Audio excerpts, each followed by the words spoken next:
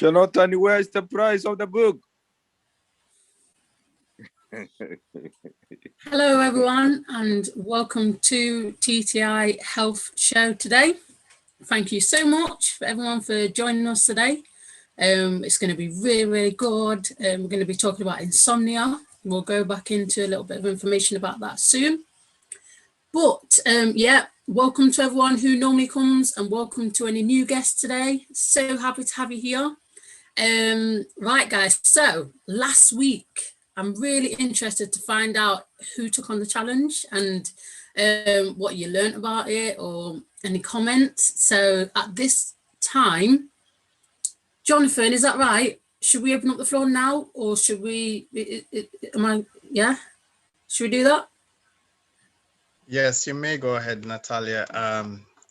I know some of the chat's been buzzing in the week that people been trying doing the challenge and sharing their results. So of course it would be nice to hear from people. 1 moment guys, I'm just going to set out a little disclaimer as well. If you're eating any food right now, just pause your eating while we do this testimonial, because last week a few people were saying, oh, I was eating and you're talking about like, going to the toilet. So just a little disclaimer out there.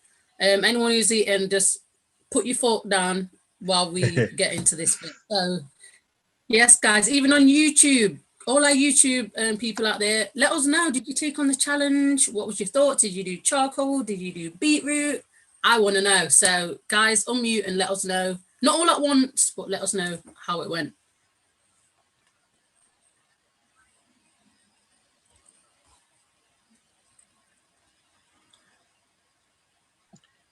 I would say also, Natalia, if you're afraid to unmute, you could put your feedback in the chat. I'm in the middle of doing my my charcoal challenge, so I'll have to update you guys next week. But thank you very much. It was a wonderful program. Okay, thank you for that. Yeah, sorry. What was the challenge? Sorry. So last week's presentation Last week the challenge was.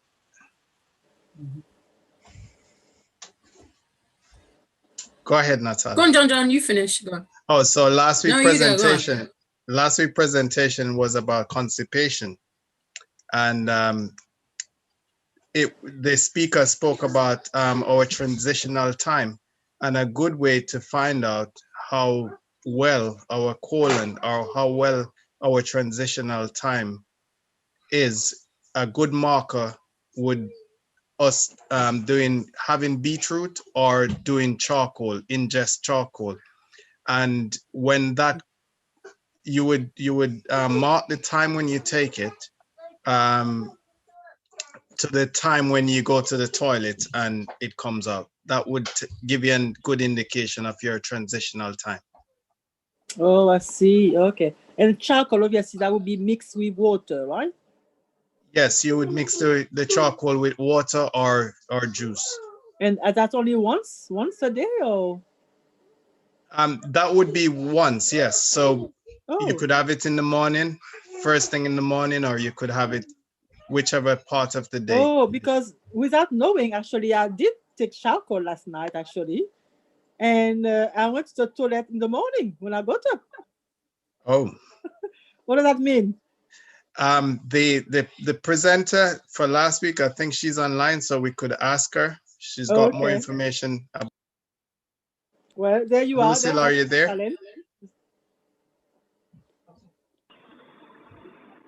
While we're waiting for Lucille, I'm happy to share my testimony. I don't know if you can see me. Yeah, I'm here. I had a go with the beetroot. Some of you who are on the women's Telegram group, you would have seen the photo of my empty glass. That's the only photo I was willing to share. That's the only photo I took. So yeah, so I took the beetroot juice at 8 p.m.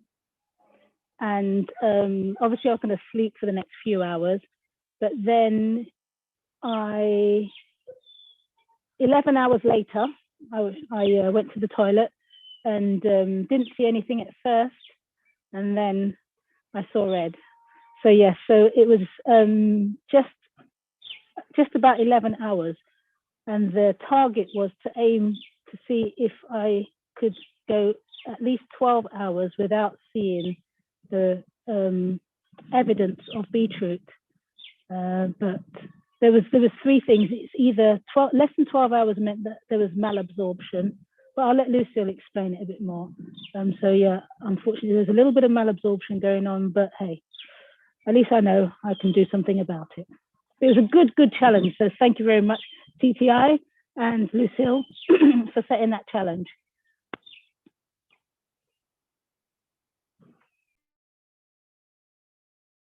Thank you, Sharon. Is there anyone else?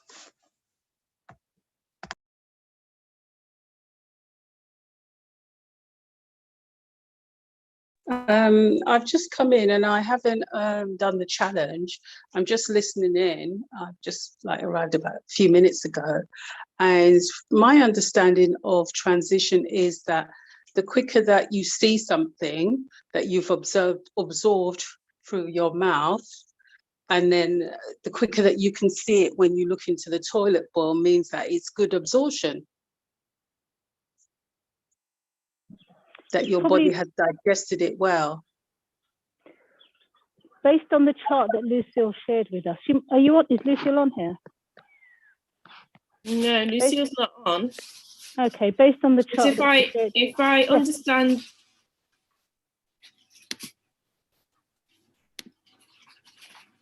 So for example, if I was to eat something, I don't know, an apple, and I saw the seeds of the apple, because I eat the whole apple, and I saw the seeds of the apple, like the next time I went to the toilet, then that is how it's supposed to be.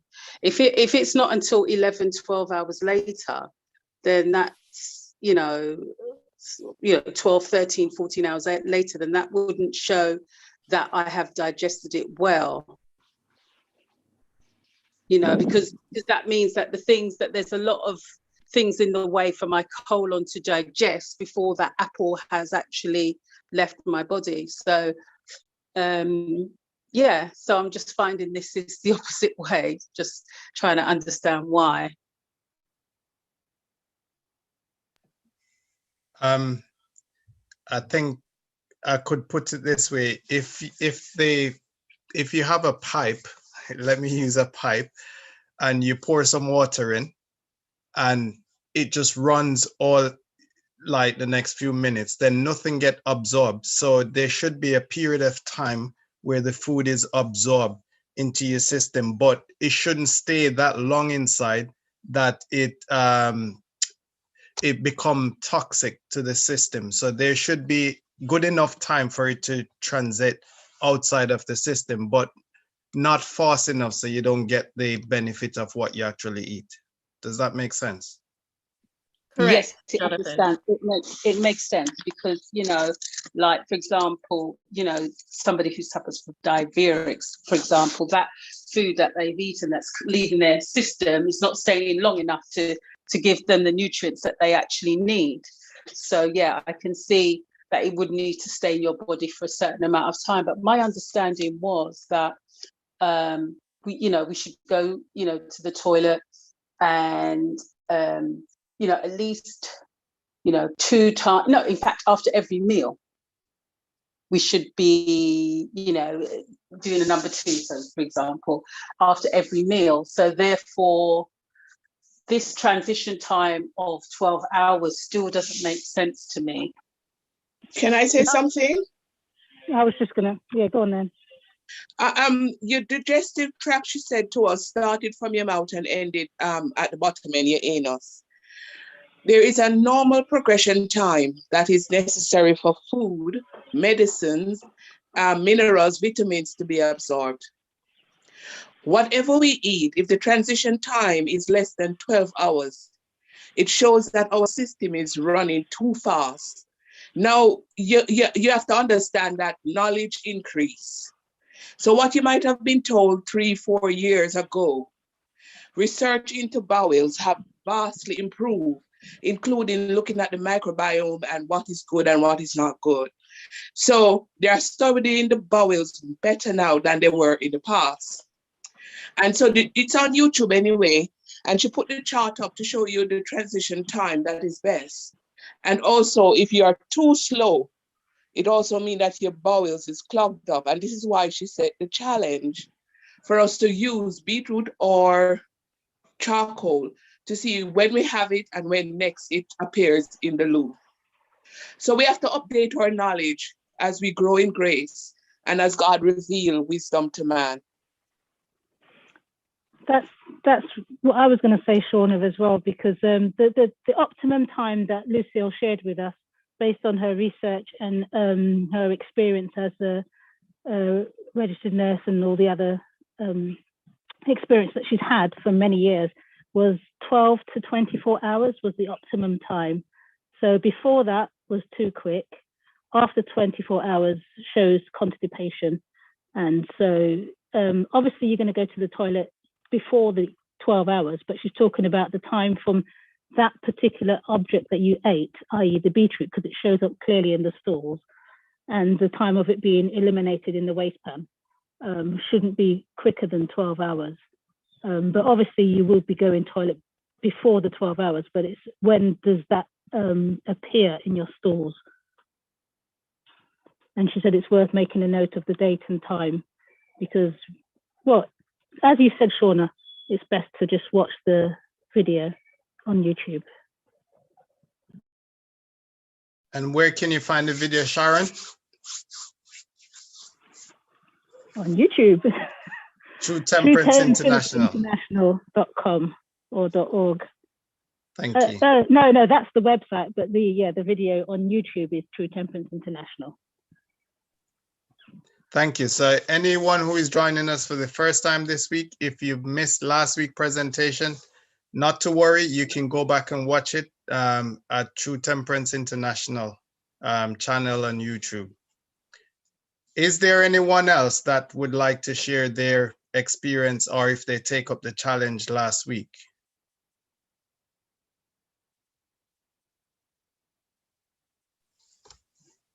Hi. Hello. I've not taken up the challenge, but I do have an experience that I've been making with detoxing my body. I live in Austria, so we have something like this. I don't know if you guys see it. It's from Aldi, and it's beetroot juice, but it's been sitting very long. So what do you call this? It's like a beetroot juice, but it's very good for your stomach. And then we have blueberry juice. Okay. So I combine the two, about a third liter of the juice and a third liter of the blueberry juice, and then I drink it with a little bit of water, and after 12 hours, yeah, you will not be disappointed. Thank you for sharing your testimony. Yes. Hi, my name is Ben. I'm speaking from Nottingham, UK. Hi, Ben. What I experimented all last week was before, when I used to go to toilet, I used to find it very hard with my number 2 coming out smoothly. So what I did was I took the advice of what Lucy said last week, that every time you go to toilet, you must squat. And what I used to do, what I did was every time I go to toilet, I kind of sit down on the toilet and then kneel forward with my hands on the floor. And by doing that, you know, my number 2 came out very smoothly. So I'm very happy about that. Thank you, Lucy. Thank you very much, Ben. Is there anyone else? Anyone from the Telegram group would like to share their experience? I know that was buzzing this week.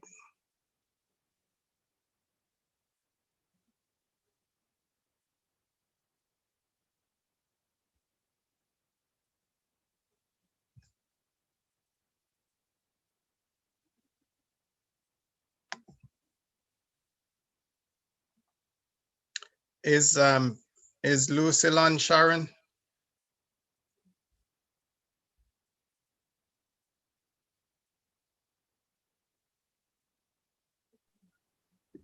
Hello, yeah, I'm on.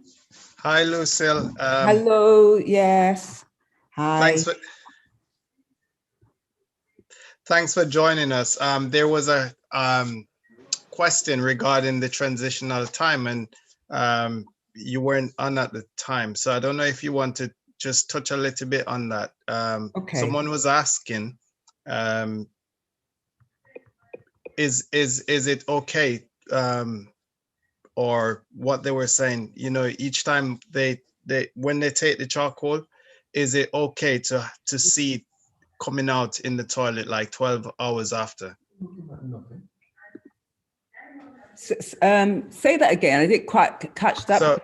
So someone had the charcoal, and 12 hours, sorry, I think it was an apple, and 12 hours after it came out in the toilet. Now the question was, is that a good thing, or it should take longer? So if we look at people who eat a plant-based whole food diet, it usually takes 12 to 24 hours for normal transition time. So they said 12 to 24 hours. If it's less than 12 hours, it suggests that the digestion is too fast and people not absorbing the nutrients from the food. If it's longer than that time, longer than 24 hours, the transition time is far too long. The food is remaining in the body. The fats are becoming rancid. The protein is putrefying, rotting inside, and the carbohydrates are fermenting. And that will lead to all types of conditions, health conditions. It produces free radicals in the system that damages the cells. And over time, if that continues for a long time, it will lead to disease of different types. So the ideal time, transition time, is 12 to 24 hours. Thank you very much. I hope that's very clear to the person that was asking. Okay. We will take the last testimonial if there's anyone else that want to share anything. Now that we have Lucille online as well, she will be able to comment more on that. So is there anyone else? The last one before we move to our disclaimer, and then we will get on to this week's presentation.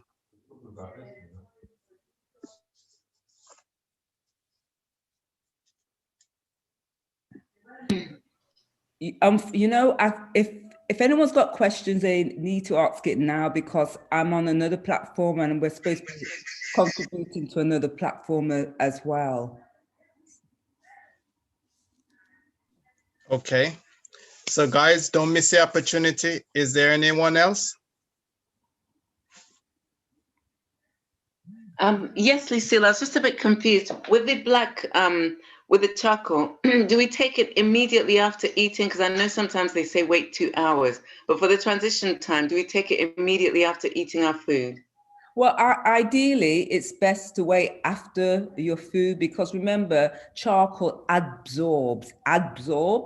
And so if you're taking your charcoal with your food, it will naturally absorb some of the nutrients from the food. So ideally, wait at least an hour after your food. So you're taking it between your meals. Okay, thank you. So the only time, if you're taking the beetroot, then obviously you can eat the beetroot with your meals. Thank you. All right, I have to go now. Thank you very much anyway, Lucille. Thank you for your contribution. Can we have the disclaimer, Edgar? And whilst we are waiting to get the disclaimer from Edgar, just to let you guys know, we do have some WhatsApp group running. And for those who are joining us for the first time, we will put, if you are interested to join any of the groups, we are on Telegram. We do have WhatsApp group, but we are trying to move over to Telegram. So preferably, we'd like even those who are on Telegram to join, WhatsApp to join us on the Telegram, because we're trying to scale back the WhatsApp group. And just to remind you as well, for those who are joining us at the first time, we are doing a giveaway corner. It's a free giveaway corner that we do at the end of the presentation. There's terms and condition. So we are encouraging all of you to stay with us, and hopefully if you invite 5 people on who are not on the Telegram group or on the WhatsApp group, I will be able to give you a free gift. So please do bear patient with us and stay with us. So our disclaimer is only a physician can diagnose, treat, and prescribe for illnesses or disease. Any information disclosed or discussed at the TTI Zoom talk show or for educational and informational purposes only. Please continue to seek professional medical advice from your general practitioner regarding any illness or disease you may be suffering from. Thank you. Natalia? Thank you, Jonathan. So guys, we've come to the stage where we will introduce our speaker for today, which is Holistic You. Joan, would you like to introduce yourself, and we can go straight into the presentation today. I hope you enjoy it, guys.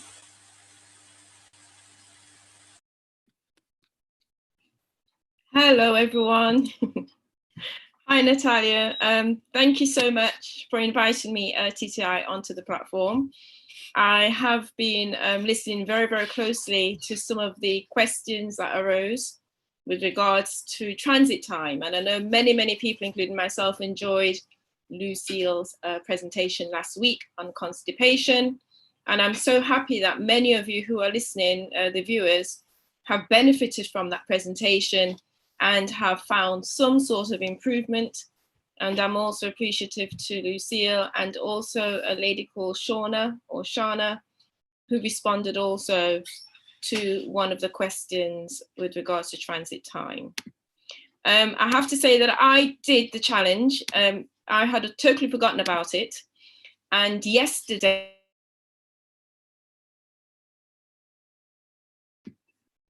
someone's just muted me. I've just unmuted myself again. Around 2:37 yesterday afternoon, we had beetroot juice, and I wanted to make sure that I was able to say something or give a testimony.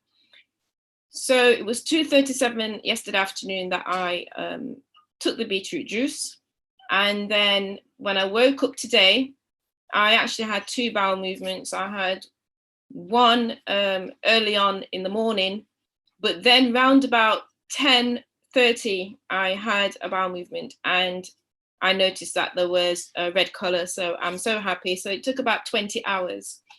And sometimes we take it for granted going to the toilet.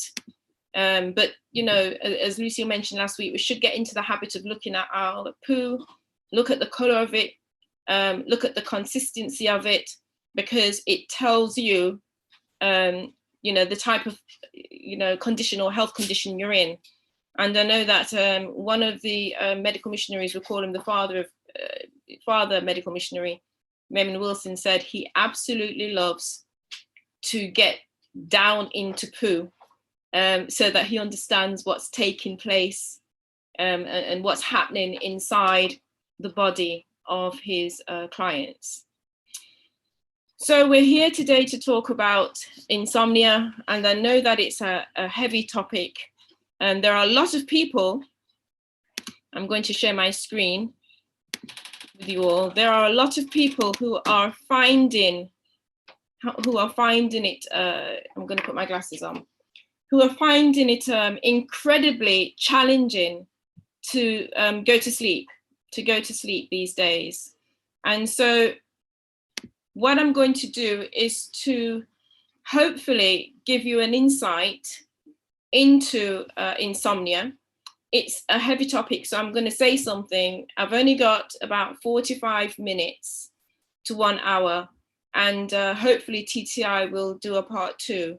So I'm just going to go into insomnia, but like I said before, it's a heavy topic. It's worth it's worth presenting on it more than once, because as we know, we're living in times where people, for one reason or another, are finding it very, very difficult to rest, to sleep. So Jonathan went through the disclaimer, and before I go into my presentation, I'm also going to remind you that only a physician can diagnose and treat. I am a herbal practitioner, so I do deal with herbs in its natural form.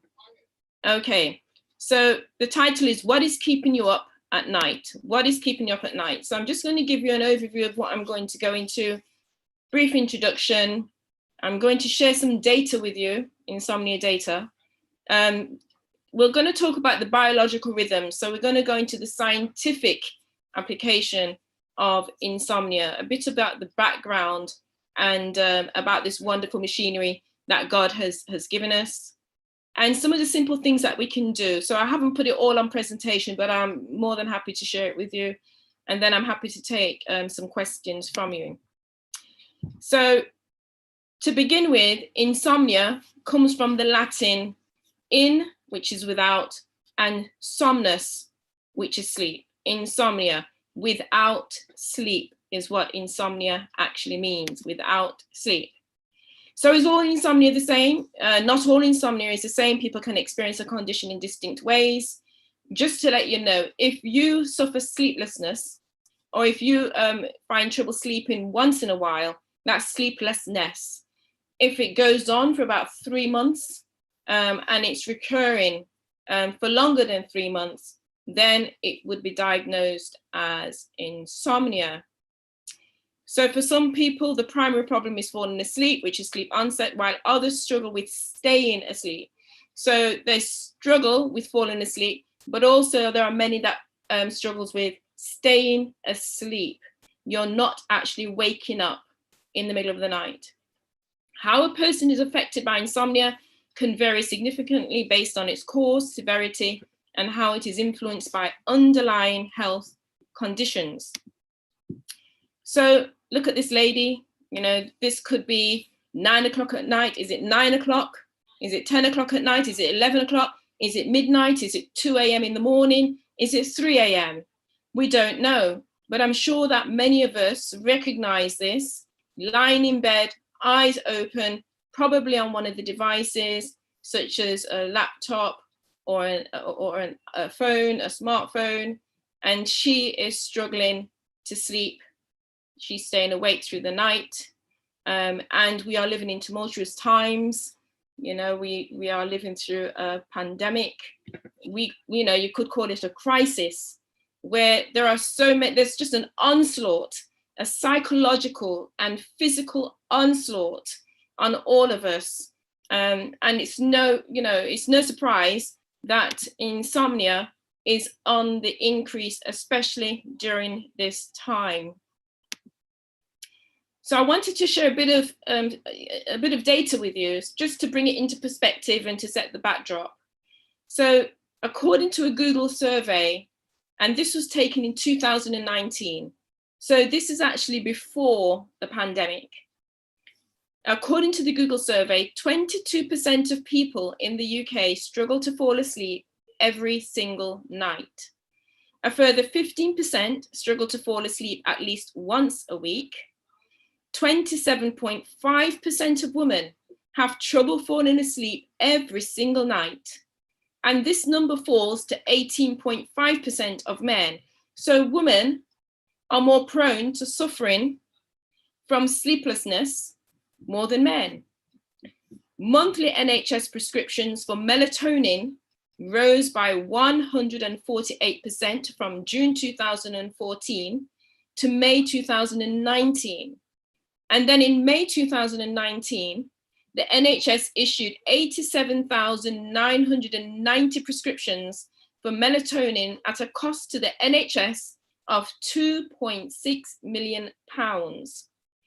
Now, in the same month, it issued 438,399 prescriptions for zopiclone, costing £292,354. That is quite a lot of money from the public purse.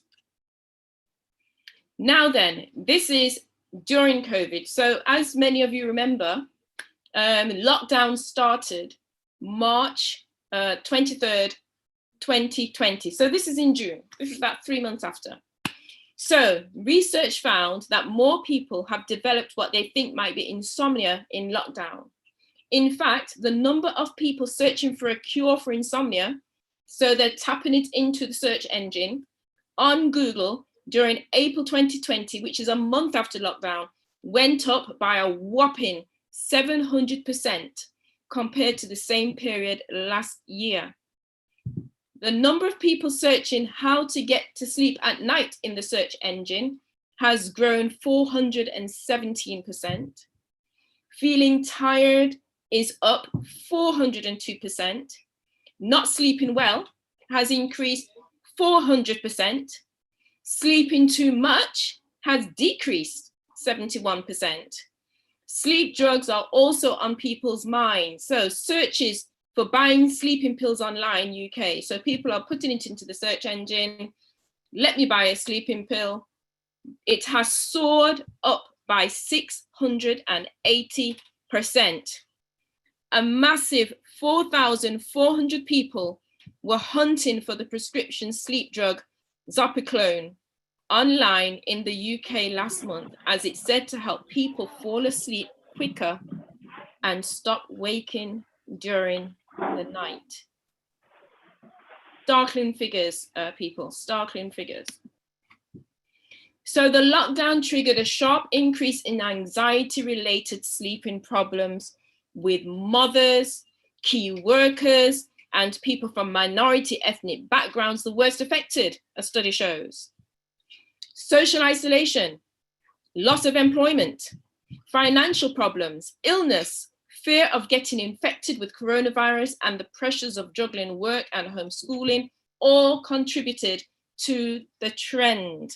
And you notice the first bullet point, it says mothers. So mothers, us as mothers, we suffer from sleep-related issues, having difficulty sleeping. Of course, the mother is the mother of the home. They may have they have their children, they have their husband, they're running the house. So to me, it's not surprising, but actually it's increased even more. So if they had coping mechanisms before, it's even worse now, due to the fact why mainly they may be the ones who are responsible for not only looking after the children, but also helping them with the home schooling.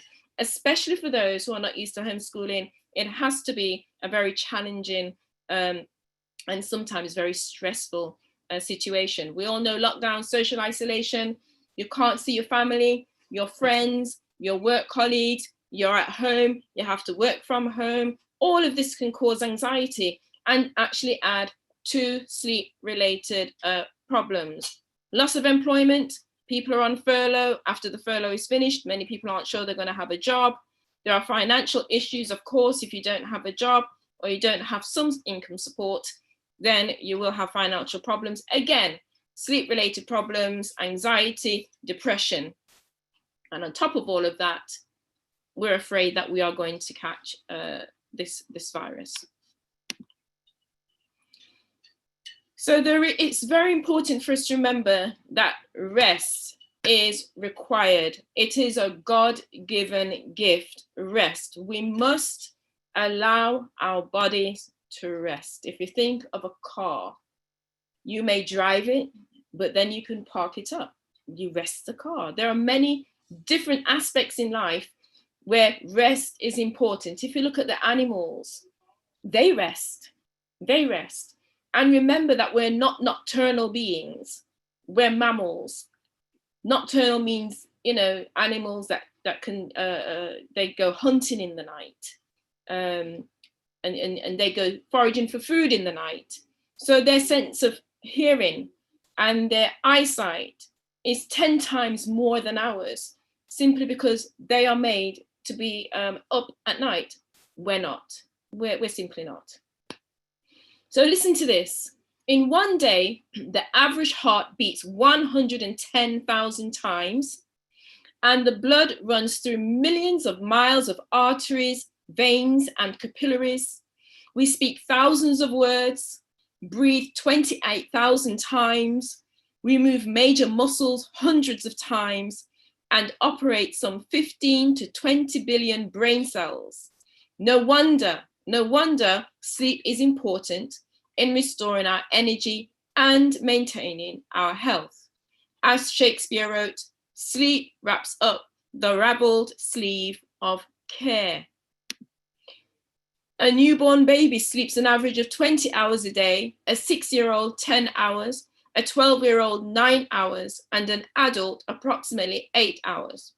Whether these averages are optimum varies depending upon the individual. Breslau and Belloc, in their famous Alameda County study, showed that persons obtaining 8 to 9 hours of sleep a night seem to have better health outcomes than did those sleeping lesser. Continued. Occasionally, there are individuals such as Ben Franklin and Thomas Edison, we've heard of those two people, inventors, who can get by with 4 or 5 hours a night. These are the exceptions rather than the rule. Many who sleep these short periods of time at night take short cat naps throughout the day. And Albert Einstein required at least 9 hours of sleep. Adequate sleep should remove sleepiness and drowsiness during the day and permit a sense of well-being and alertness. We feel a lot better the next day when we rest, when we are allowed to sleep. I know for myself, personally speaking, I do need my sleep. I have to have my sleep between 9:30 to 10:30 or 9 o'clock to 10:30 is when I try my utmost best to get to bed, because I know I want to wake up in the morning refreshed and ready to go. So I said, sleep, rest. We know something, a miracle took place according to Genesis chapter 2:21, when God placed Adam in a deep sleep, a coma. And when he awoke, there was Eve. So miracles take place when we sleep. God gave us the ability to rest our body. So there are other miracles that take place when we sleep. Let's look at the 7 miracles that take place when we sleep. So your brain sorts and processes the day's information.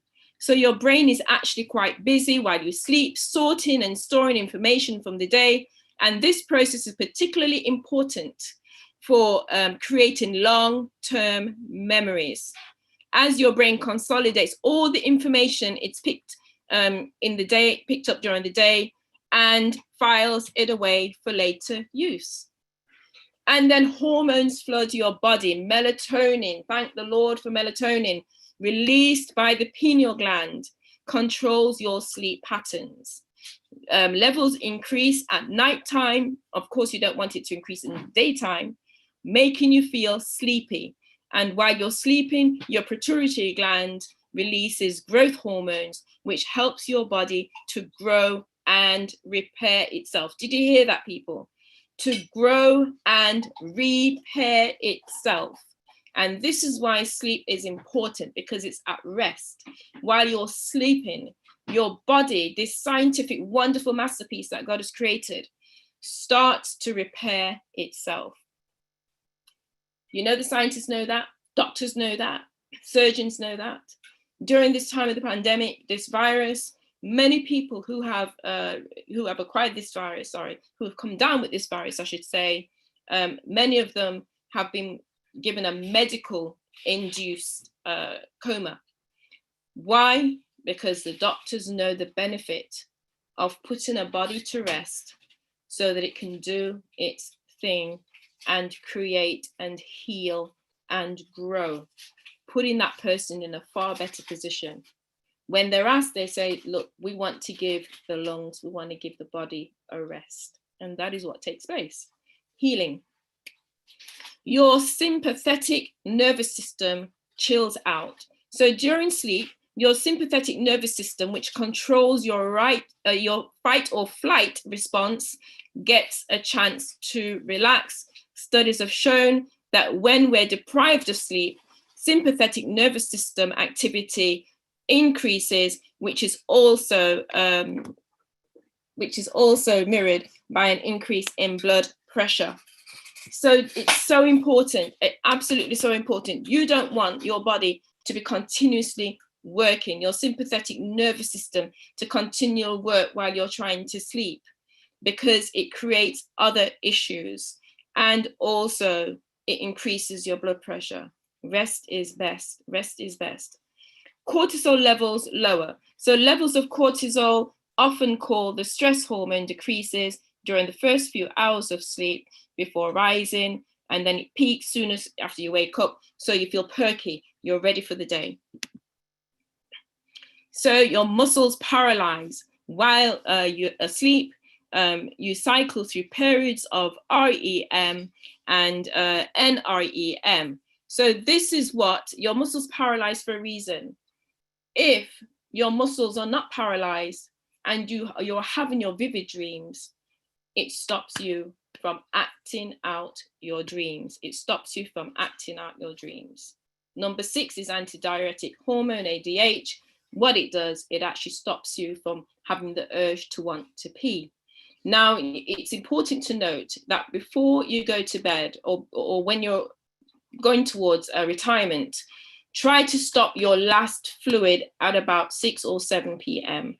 And this way you won't be waking up in the middle of the night wanting to pee. So if it works well, you won't be getting up in the middle of the night to pee. Some people, maybe just once. Your immune system releases inflammation-fighting cytotoxins. So while you're sleeping, your immune system releases a type of small proteins called cytokines. And if you're sick or injured, anything that takes place, it is these are what kicks in to help your body heal. So I want to go more into the biological rhythms. Now, the biological rhythms, we've all heard of the circadian rhythm, the circadian clock, and this is the internal clock that we have, that God has given us. It's a God-given gift, the internal clock. Biological rhythms are the natural cycle of change in our body's chemicals or functions. It's like an internal master clock that coordinates the other clocks in your body. The clock is located in the brain right above the nerves where the eyes cross. It's made up of thousands of nerve cells that help sync your body's functions and activities.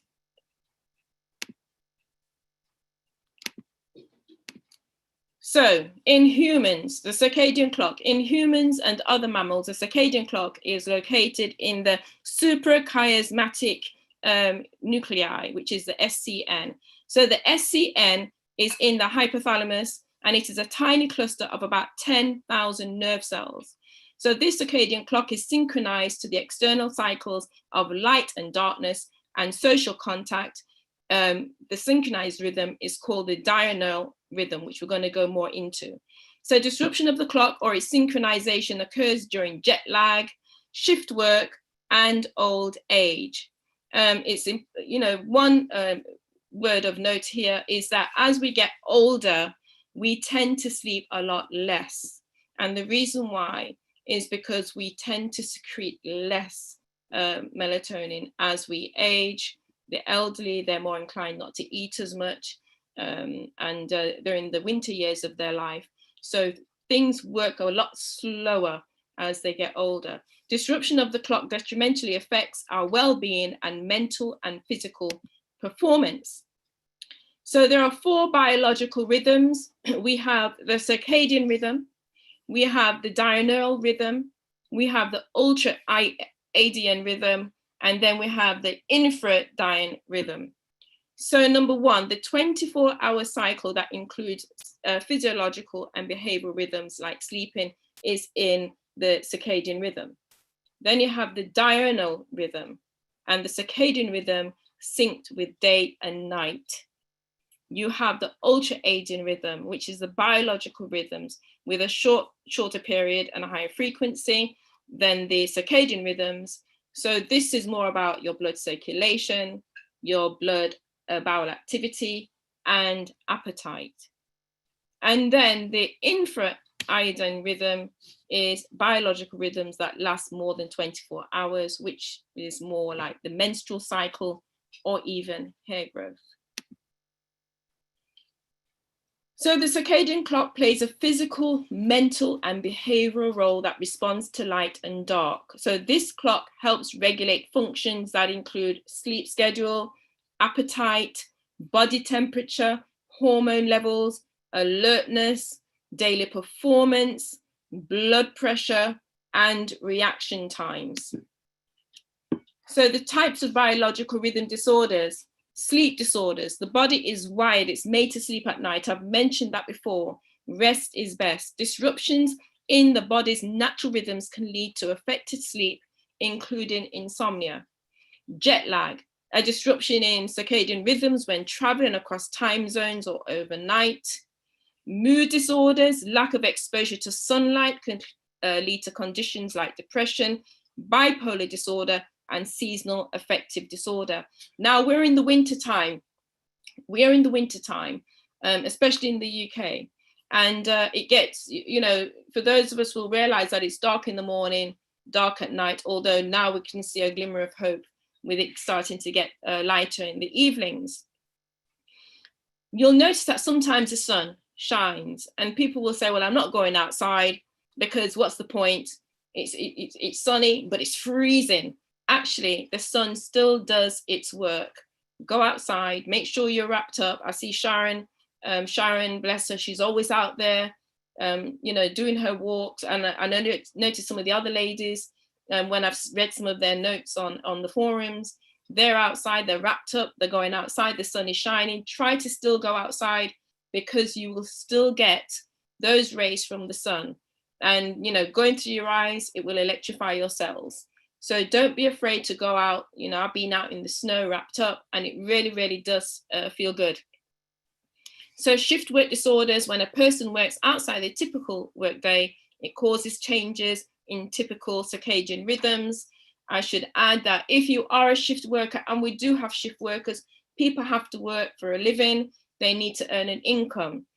If you are a shift worker, you are working at night, especially.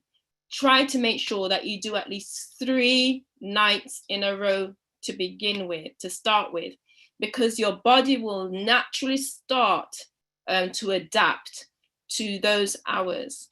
And actually, if you are working one of these haphazard shifts, where 1 week you're working 3 nights, and then probably towards the weekend, you're on days, and then back to nights, it does your body no good. It has to be consistent. You're either working in the day or day shift, or you're working in the night shift.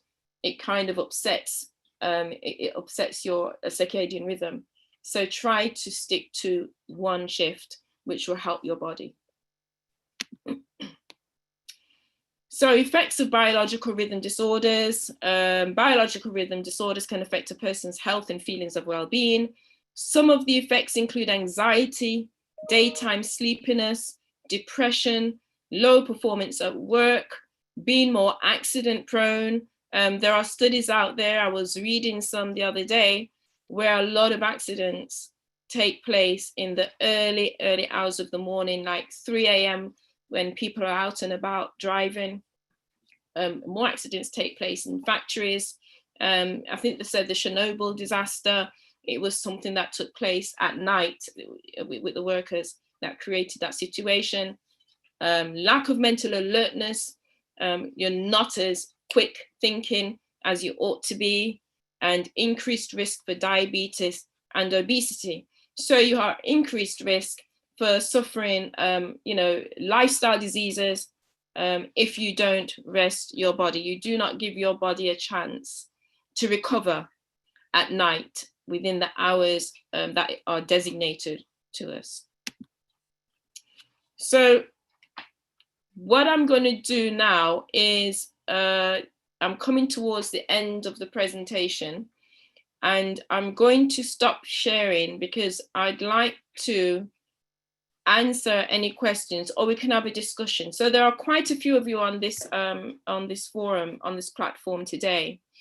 And I think it's important that we discuss some of the possible challenges that exist and that are out there with our viewers in terms of sleep deprivation and what we can try to do to improve our well-being. So, are there any questions? I'm asking Jonathan, Sharon, I'm asking the team. Are there any questions out there, please? Thank you very much for your presentation. I'm not sure if you finished yet, but I can see a hand in the chat from Sinclair. Natalia, are you with us? Yes, I am. Yes, Sinclair, if you want to unmute and ask your question.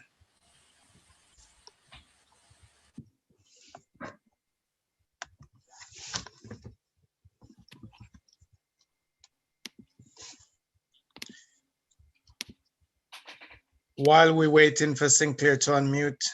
Yeah, he's unmuted now, I think. Are you... Hello, can you hear me? Hi. Hi. Hi. Hi there. Hi.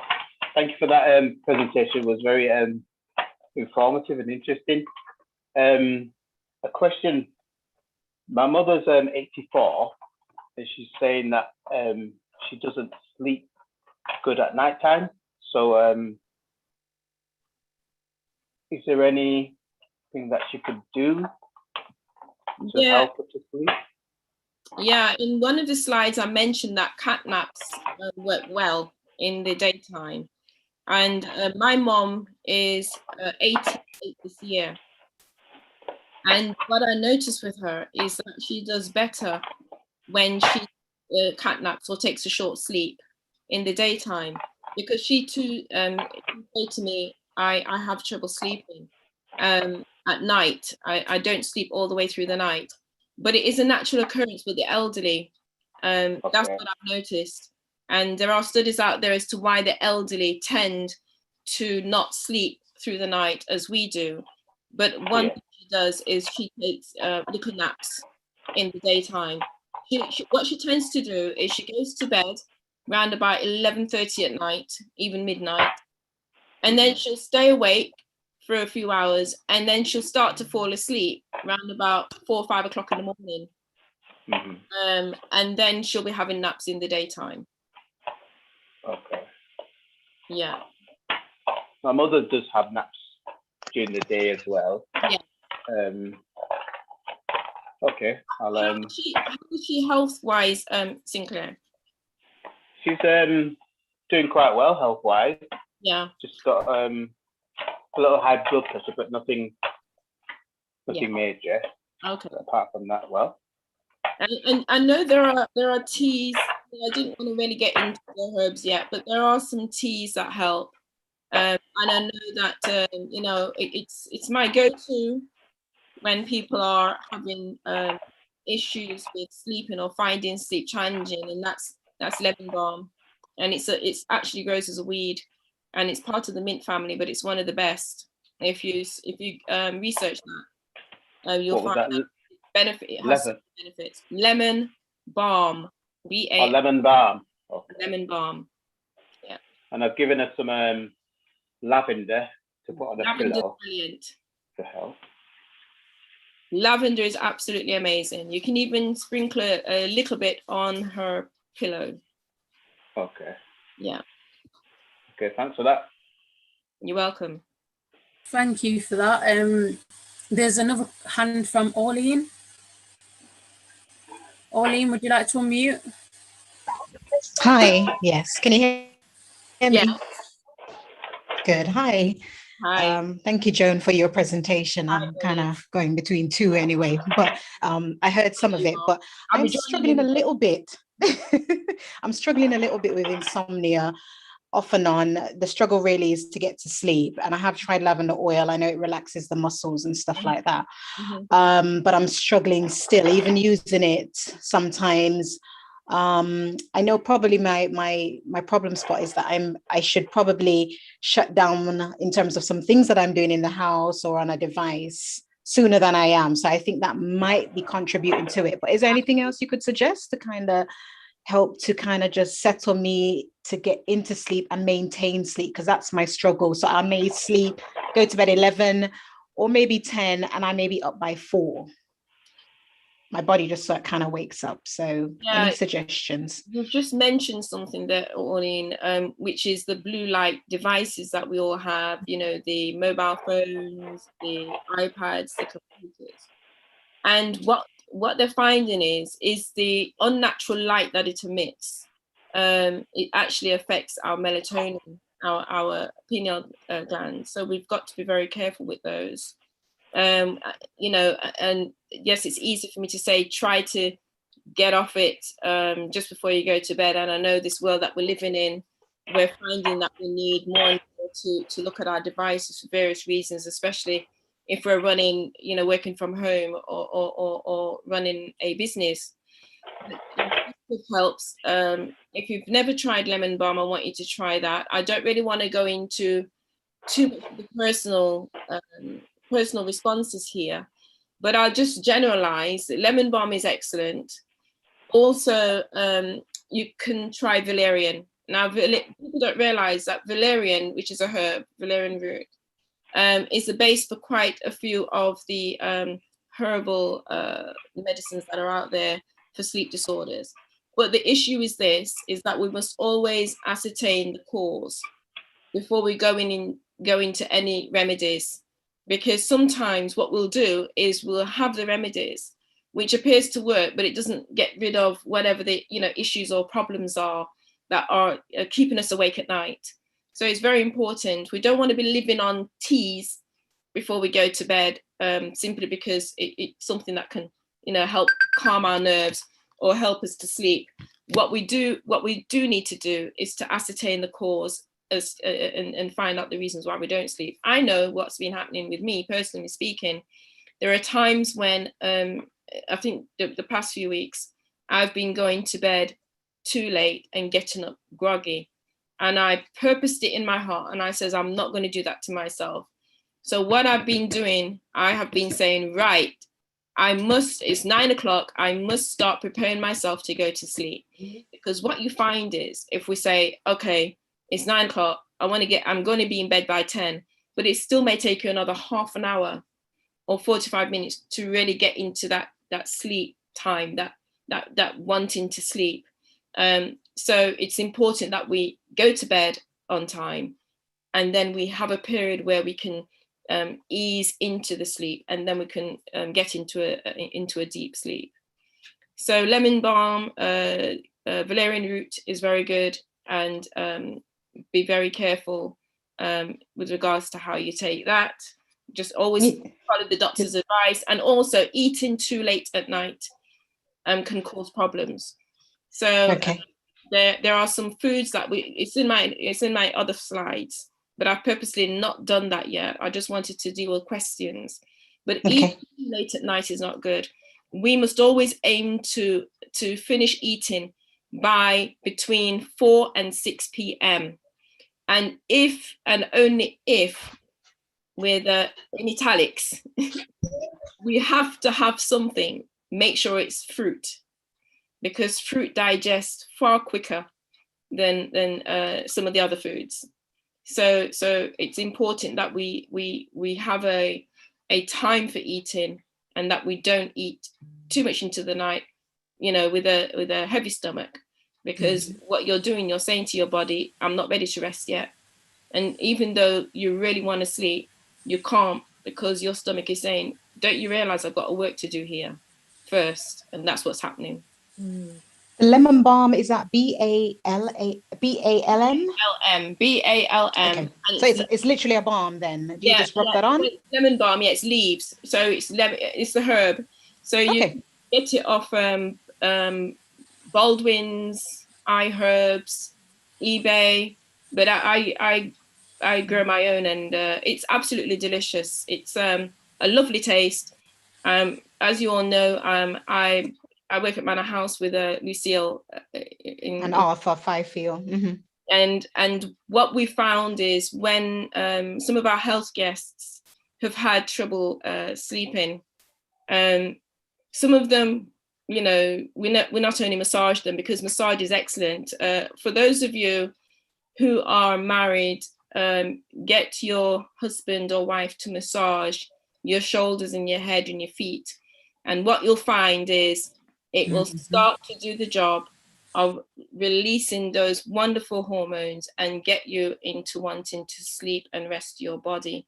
That's what it does. So we don't only massage those who are having difficulty sleeping, but we also give them lemon balm, and it does work. You know, if any of them are listening, lemon balm is the go-to, and it's one of the most, there are no side effects with lemon balm at all. And it doesn't just help with sleep, it helps with your circulation, you know, high blood pressure.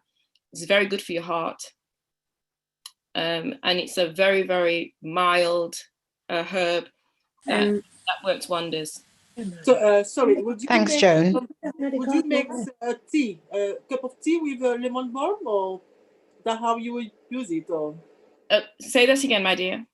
How would you use the lemon balm? Yeah, lemon balm, what you would do is they normally come dried.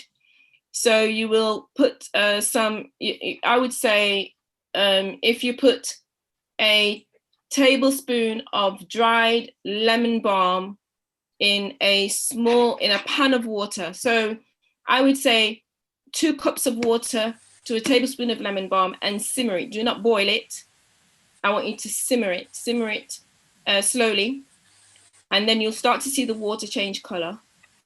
And you take it off the pan and you pour it through a sieve into your mug and take your lemon balm. If you're not a diabetic, you can use a little honey for sweetening if that's what you desire, and then you can sip it. And I'm not even calling it a miracle tea, but I know I've taken it, and it's one of the most soothing teas I've ever had in my life. And I'm you know, I make no say that it's really one of God's gifts. And thank you very much, Sister Joan, for your answer. Can we do have a lot of questions, and there's a lot of questions going in the chat, and there's a lot of hands up as well, but we would like to do it in an orderly fashion. So if I just ask, we may not be able to answer all the questions this evening, but you do have our contact details, that if any questions that's not been answered, you can contact Joan. Yes, or you can put you know, you can contact TTI admin team. I do have a question from YouTube, and it's from Janine Simpson. She's saying she wants to thank you for your informative presentation. She's joined a little bit late, but she's wondering what can she do to improve her sleep deprivation caused by menopause, and she do get hot flushes at night and so on. She can try red clover. No, seriously, red clover, sage tea. Yeah, it's true. Red clover and sage tea. Absolutely. Okay, thank you. Tell her how to take? Thank you. We've got a few hands, Joan. There's a lady that's had a hand up for a while. Peggy, would you like to unmute and ask your question? Yes, hello. Hi. Hi. Your presentation is very, very informative. You answered most of the questions that I was going to ask, but one in particular I'm worried about is I suffer from insomnia as well. I have problems going to sleep and staying asleep for a long time. Right. And I just want to know, well, I think what it is, because of my job and everything else, I think my mind I just can't shut down. Every time, as soon as I wake up, my mind is just working again. You know what I mean? So what foods can I eat during the day? Can I ask someone's got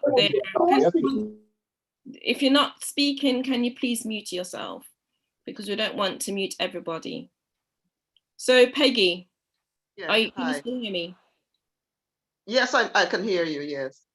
So you said because of your job, I'm a nurse. Oh, I'm a nurse, and somehow I can't shut down. Yeah, but I don't work shifts or anything now. But somehow I don't know. Since I've started nursing 14, 15 years ago, I find that my mind is racing all the time. I just can't shut down, and that's when the insomnia started. To be honest, I tried different things, but obviously medication, sleeping pills and all that. But I obviously it just was for short term, short time, and I don't want to be on those things anyway. So I'm looking for something natural that I can use to really relax me so I can sleep. Peggy, can you just send me your number, or can someone from the team? I can send it to Lucille. Yes. Yeah, send it to Lucille.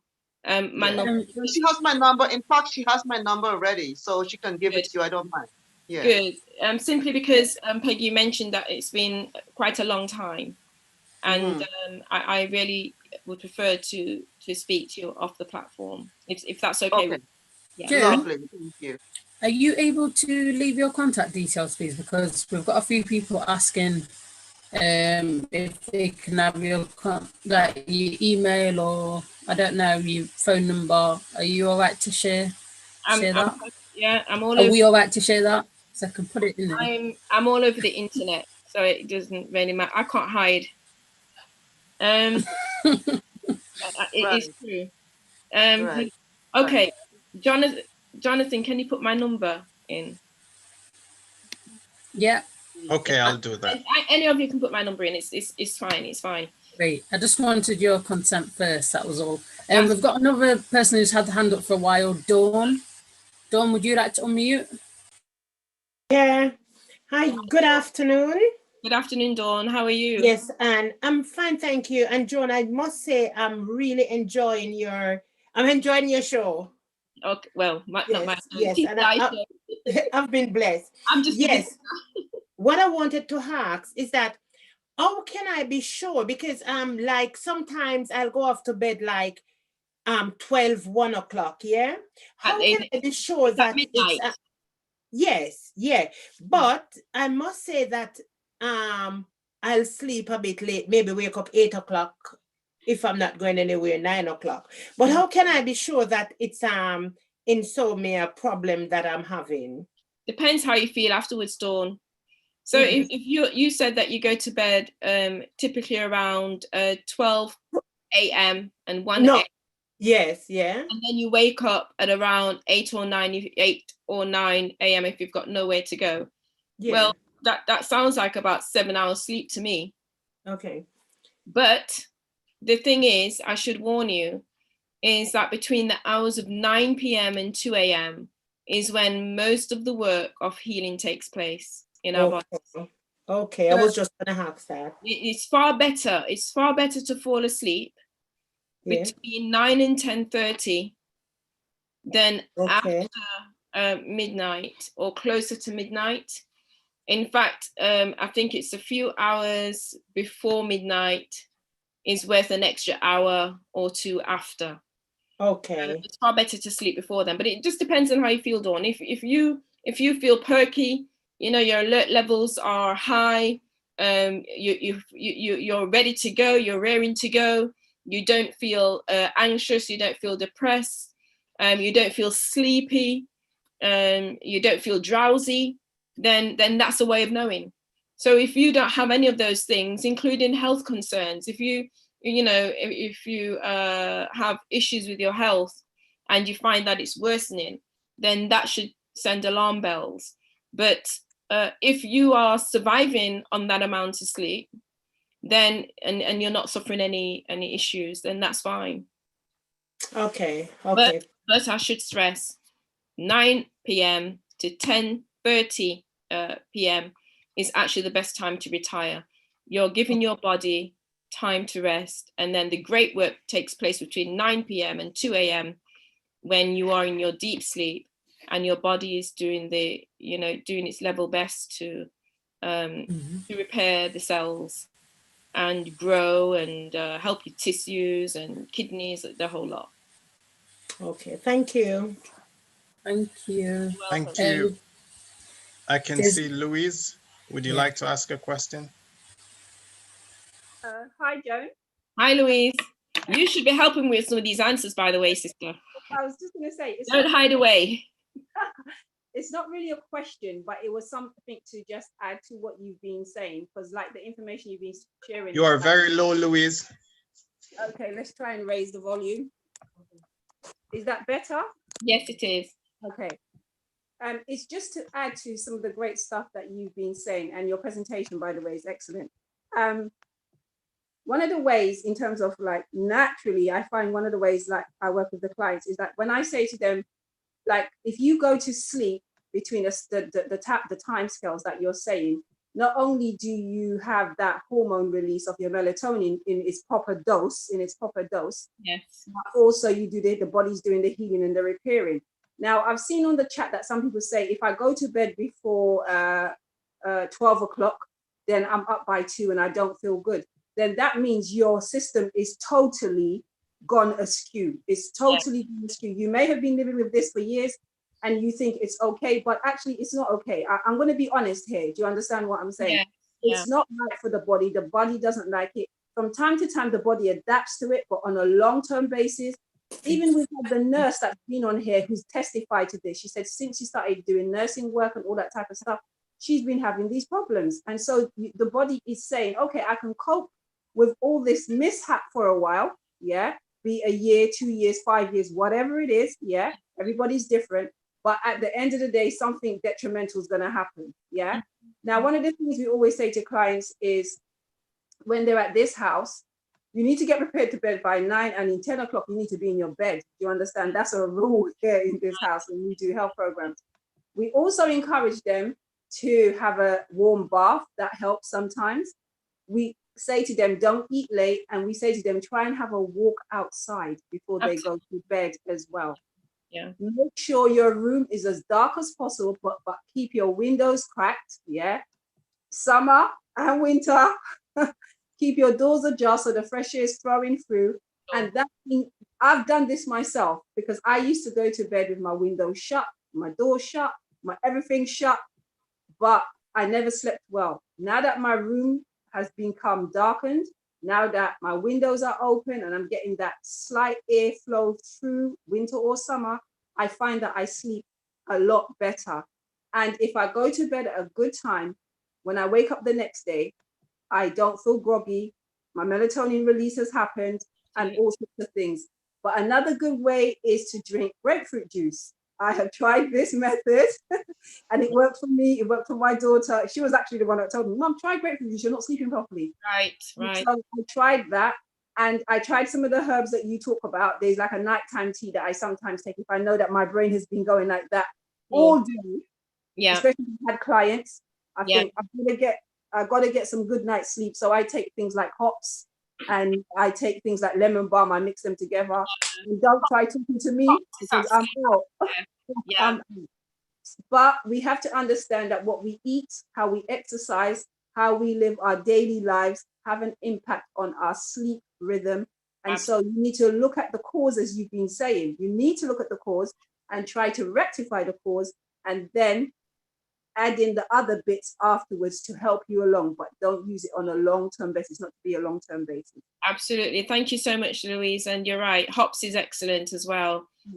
Some people know hops, it's what they put in beer. And we're not beer drinkers, but they do use it in beer. But it is hops as a herb. You can also get that at Baldwin's, iHerbs, eBay, but you can use hops in the lemon balm if you want something that's that slightly gives you more of a sedative type of relief. So thank you so much, Louise. Yes, exercise is very important, and cracking your window open at night. It's better that you, when you say you have insomnia, it's better you go into the bedroom at the time you're supposed to go in there and lie on the bed and then just have the fresh air coming into the bedroom. Your room is darkened and you wait. and then you may fall asleep. In fact, some people who say, look, I don't even think I've slept, may have slept longer than they thought they had. It's just that they won't remember it. So lying there in a darkened room, you've got the window open, and yes, Louise is right, in the winter as well. We have our window open in the winter as well, because that fresh air, the quality of air you get is amazing at night, between the night hours and the early morning. That is the best quality air that you could breathe into your lungs while you're sleeping. You do not want to sleep with your windows closed, especially if you are someone that suffers from sleeplessness or insomnia, because you want to get your lungs filled with lovely oxygen. That will also help to rejuvenate your body cells. Thank you so much, Joan. This is really, really informative. We do have another person who's had their hand up for a while. ITU. Sorry, I don't know how to pronounce, but would you like to unmute? Itu. Yes. Okay, my name is Itu. Thank you so much for the informative presentation. Hi. It's okay. I'm sure you haven't seen this name before, so it's fine. No, fine. Okay, I have two quick questions. The first is that I also struggle with insomnia, and I found that each time I use herbal remedies, they work until they stop working. And then I get really frustrated and I get anxious because I'm like, oh my goodness, I'm going to try and sleep and I'm not going to fall asleep. So I'd like to know if you have any tips with regards to that. How can I manage that type of anxiety? And then the second question is, I'm a light sleeper and I'm married. So I hear my husband moving, and that's also a little bit frustrating. Yeah. Okay, that's all. I can't tell you to get rid of your husband so you can try to sleep. That's going to be an impossibility, so that's out the window. Yeah. But one thing you can do is try to write down what are the stresses, what is taking place right now, because you mentioned a word there, anxious. You say you start the herbs and then you take them for a while until they stop working. And one thing I'd like to say to the viewers is, treat the herbs as if they are medicine. You can take them for a bit. So I always say to people, take the herbs for 2 weeks and then you're off. Then you come off the herbs. So you give it a little break and then go back on it. Do not take them continuously, because they work just the same way as the prescribed medicines, I should say. So try not to stay on them for a while. You shouldn't even be taking herbs for longer than 10 days, is what I always say. Take a break, then go back on them. I would also say, Idu, is what is causing the anxiety? Try to think about it. So what am I anxious about? Why do I feel anxious? What is keeping me awake? Are there any stresses in my life? And if so, what are they? So make a list of what you perceive to be the stresses. And so that's a start in determining why can't I sleep? Why can't I go to sleep? Fresh air in the bedroom, the window open. Exercise is important. What are the times of your meals? Are you eating too late into the night? There are some things that you mustn't eat before going to bed. One of them is meat. I mean, I can say don't even eat it at all. But if you do not eat it before you're going to bed. It's just too toxic to the system for the body to try to digest it. Cheese is another one. If you eat cheese before you go to bed, they normally say you'll have nightmares, but actually your body will be riling, and when you want to sleep, your digestive system is trying to process that plastic thing that you just put in your body. So think about what you're eating. Think about the foods that you're eating, and if that is affecting your sleep and causing a burden on your digestive system. Surprisingly, it's in my slides. We'll go back to my slides shortly, but there are some vegetables that we shouldn't even be eating before we go to bed, because it contains brain stimulants that will keep us awake. And I will go into my presentation shortly.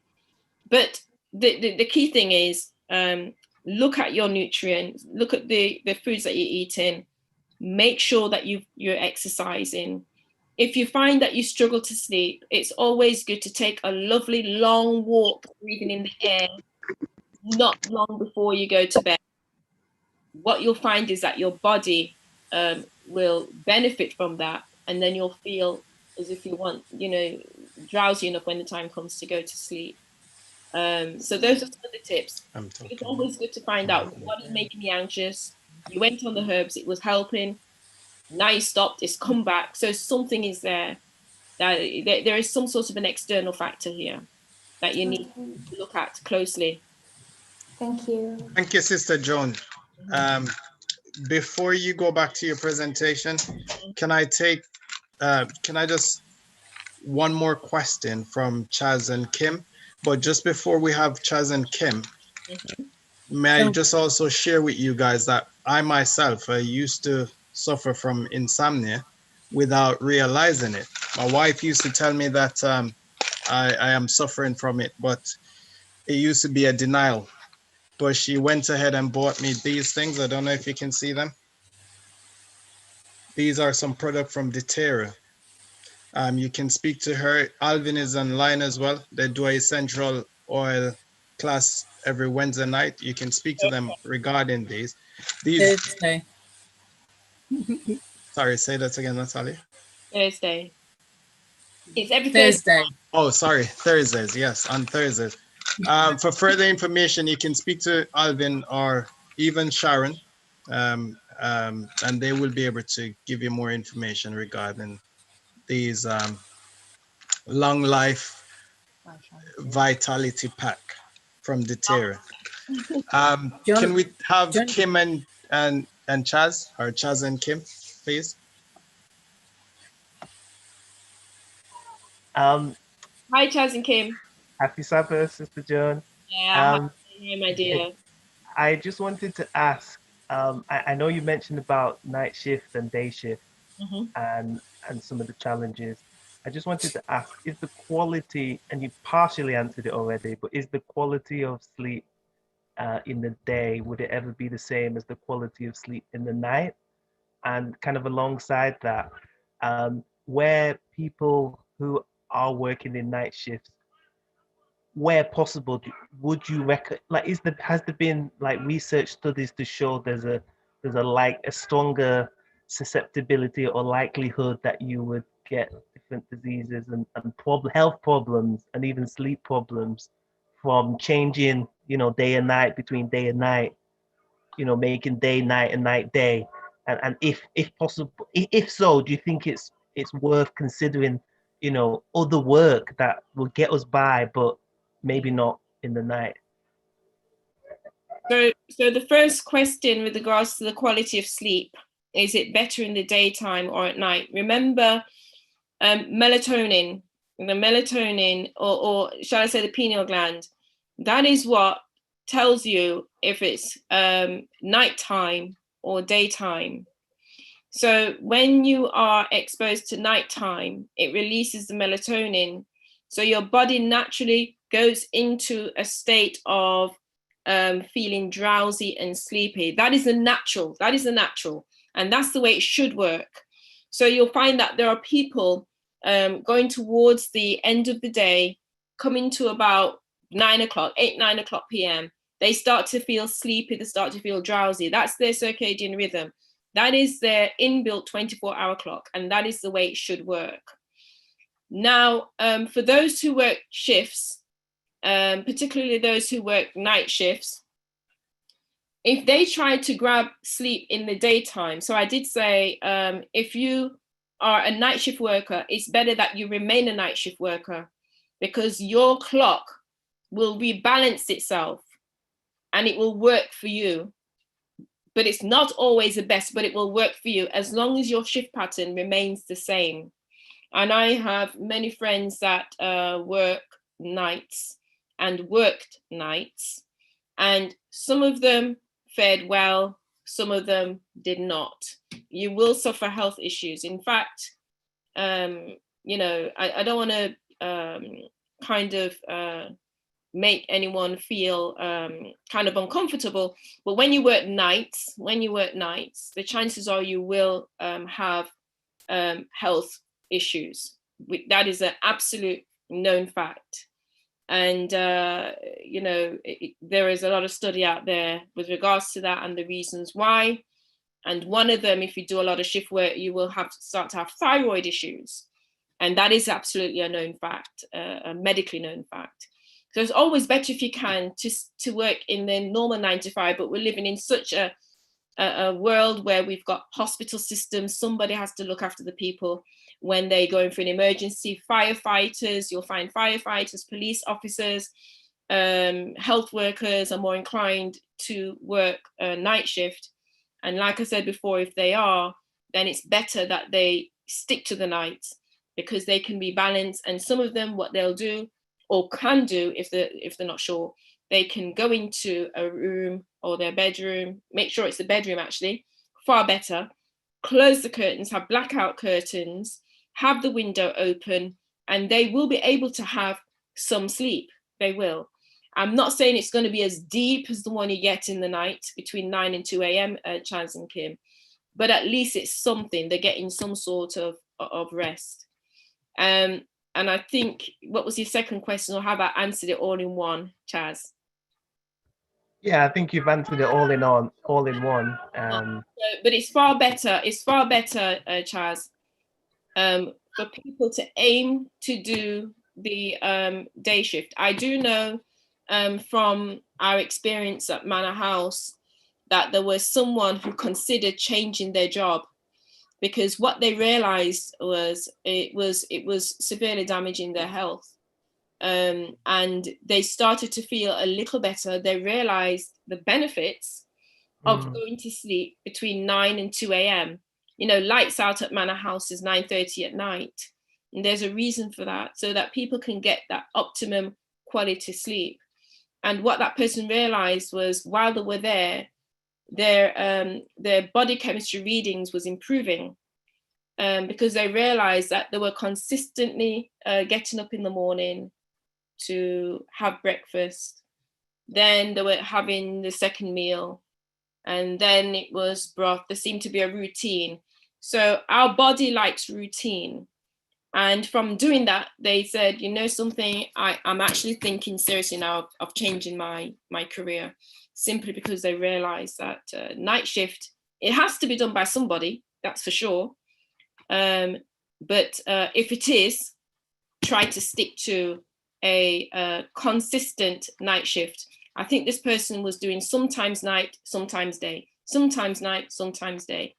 Just sends the body all over the place. It just doesn't work. So if you have to do nights, my suggestion is, and we do have our, you know, frontline workers, as they're called. If you do have to work nights, it's better that you stick to working nights. Far better for the system. And the circadian rhythm, what it does, it helps to rebalance your body clock for you. That's what it does. Joe? Yes. Sorry to interrupt. Yeah. Can I ask you a quick question, please? Someone's asked me something in the chat, and I don't want to give the wrong information. Asking about like dark, you know, like dark under eyes. Like, is that due to lack of sleep? I said it can be, but you could also be born with darker under eyes. But so is there any way of getting rid of that? Yeah, dark circle. I remember meeting someone with dark circles, and it can mean a number of things. It could be anemia, and also it could be lack of sleep, or both. So when they have dark circles under the eyes, it's better for them to speak to a health professional who will be able to take bloods and things, because really, unless it's a skin discoloration, we're not really supposed to have dark circles under our eyes. It's an indication of something. Okay. I don't want to, I know there's just one more hand that I am conscious of. I know we were meant to go back into your presentation, but I'm just really conscious of the hands today. And Adezinda, Adezonia, are you there? If you'd like to unmute. Yes, I've unmuted. Thank you. Hi, Adezinda. Yeah, it's really me, Renato, the next name to it. I just want to ask very quick question. I've recently retired, and I'm noticing when I was working, I had a very stressful job, and by sort of 9 o'clock, I was dozing off on the settee, whatever we were doing, you know, and so I would be probably in bed by 9:30. Now I'm sort of semi-retired. I'm not fully retired. I'm 69 years old. Wow. I'm finding it really, really difficult to sleep. Now, is it the fact because I'm not that physically tired anymore than I was? When I mean difficult, I mean I could go for 24 hours without sleeping. Although I'm trying to sleep, you know, I could be up all night and be really, really get to the point where I'm becoming really angry with myself because I can't sleep, you know. Now, Yeah. I don't have any, I'm not, I don't suffer from anxiety. I don't suffer from depression. I don't have any money worries. And so there's none of those things that are coming into play here. I just cannot sleep, and I cannot put my finger on the fact that I cannot sleep, the reason I cannot sleep. So when you were working full time, naturally, you are exerting yourself. Yeah. And you're getting things done. And so your routine was get up, eat breakfast, get ready for work, go to work, normal 9 to 5 hour shift or whatever the shift is. By the time I get home, okay, I've done what I'm doing, you know, talk to my wife in the kitchen, blah, blah, blah, ate my food. And then it's time for me to go to bed. And then naturally I feel tired enough to go to bed because you're ready for the next day. Yeah. But now it's like, well, okay, I'm semi-retired. I really don't have to get up in the morning, possibly. I don't have to go to work. Don't need to go to work. So I'm just wondering if you've actually talked yourself into thinking, I'm semi-retired. I'm like, you know, I don't really need to get up for work in the morning. And so psychologically speaking, you have prepared yourself for something that's not going to happen the next day, if you understand what I'm saying. Sorry to butt in. The only trouble with that is that when the little times that I do still have to go to, well, I don't have to go to work, but at times I do want to go to work. It's the fact that I have to get that sleep now. And so it's a catch-22 situation. You know, I'm worrying about not sleeping because the next day I do have to go to work. And so it's that worry then of looking at the clock every 5 minutes. Yeah. And, you know, before you know where you are, you've got to get up and you've slept, what, 1 hour, if that, you know? Renato, do you, we mentioned, and my colleague Louise mentioned it Go earlier. tomorrow. Do you sleep with the windows open? Yeah, we've got dark room, windows open. You know, we don't eat after 6. We don't eat, you know, meat. You know, all those things we do, and yet I'm walking around at the front room, sort of trying to kick the cat. Do you, God forbid. So do you, you know, some of the herbs I mentioned, have you ever taken those before? That's my next question. No. Can you then, you know, oh, no, not can you. I'm advising you to try the lemon balm and the hops. But what I don't want you to do is to take it continuously. I want you to try it and see what happens when you do that. Another thing you can do is women tend to want to have baths, etc. like that, but men can too. Try to see if you can have some sort of hydrotherapy, which is a warm bath. A warm bath, and even if you can't have the bath, if it's just a shower you have, get a basin of hot water. If you're not diabetic, as hot as you can have it. And I want you to put your feet in that foot bath and then see what happens after that as well, because that can be quite soothing. Brilliant. To help your blood circulation, you know, to your head. People don't realize this, but when you do foot baths, it's not just your foot that is benefiting from it. It's your whole body. If you have a headache and you have a foot bath, it helps to relieve the headache. It's hydrotherapy, natural hydrotherapy. So try the lemon balm and the hops and try a hot bath or a foot bath. And what you'll find is that the circulation will help in terms of regulating those important hormones that are secreted in the blood, and see what happens. And hopefully your sleep will go some way in improving. Try not to eat too late at night, please. Try to not have a fluid or beverage before, after, I'm saying 7 o'clock. So that at least you don't have to get up in the middle of the night if you don't have to. So those are some of the tips I can give you, short of having a deeper conversation with you off platform. But if you try those tips, Renato, and it would be great if you could come back to TTI and see if it's helped in some way. Brilliant. Okay, thank you. I mean, I do take chamomile tea at night. Is that? No, it's not strong. For you, Renato, I don't think it's strong enough. Right. Because you're taking it and you're still not sleeping. Yeah, no, that's right. I want you to try lemon balm and hops together, and open, you got the air in the room, blackout curtains, hot bath or foot bath, and see what happens. Okay, brilliant. Thank you very much for your help. Thank you. You're welcome, Renato. Really enjoyed your presentation. Oh, thank you. Jen, something that you missed, which is really, really good for sleeping. Reading. Every time I read, I just fall asleep. Well, okay, reading is good. Reading is very good for sleep, as long as you do it in paper form and not on the iPad. Yeah. Good. Excellent. Thank you, Natalia. Sister Joan, are you going back to your presentation? Or? I'm going to just show. Whilst you looking for your presentation, just to remind everybody who are with us that we have our giveaway corner at the end of the show, or just as we come to an end. I think Natalia got some giveaways today, and also we've got something we want to give away, a doTERRA lavender. So for that person that invite 5 people on or more, you might just be into getting a lavender doTERRA product today, and some stuff from Candy Curl. Very good.